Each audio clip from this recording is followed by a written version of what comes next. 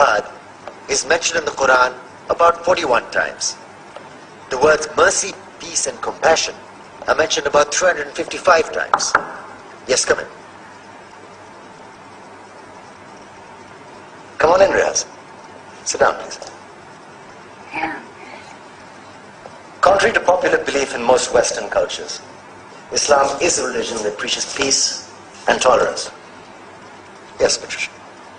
If Islam truly is a religion that preaches peace, then how come the world's most troubled spots, the West Bank, Afghanistan, Pakistan, Iraq, they're all plagued with Islamic terrorism? Well, that depends on your definition of terrorism. Some might argue that the US invasions of countries like Iraq and Afghanistan are also acts of terrorism. No, those were acts of war to get rid of despotic regimes. Or a means of getting at a country's oil.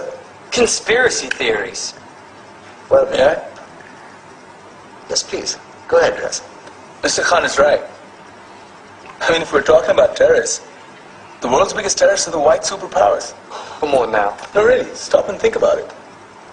Explain 9/11. Okay. Do you know how many people died in the Twin Towers strike? Around 3,000. And do you have any idea how many people died in the bombing of Afghanistan? Take a wild guess. More than 15,000 people died. And that's just conservative figures. About 50,000 tons of explosives were dropped on innocent civilians. Men, women, children. Yeah, but that was because of the Taliban. Now that you brought it up, did you know that the Taliban was a creation of the CIA to fight the Russians? Whatever. They were still harboring terrorists. Yeah, right. Terrorists that were never found. Just like the weapons of mass destruction that were never found in Iraq. Do you want to get into the death toll in Iraq? 500,000 civilians and counting. And what do Britain and America say when they don't find these weapons? It's simple. They just say sorry.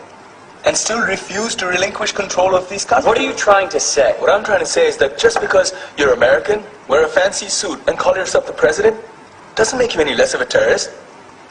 I'm saying that if you don't stop meddling in other people's countries, you will face a backlash. If Muslims like you feel that way, then why don't you get out of our country?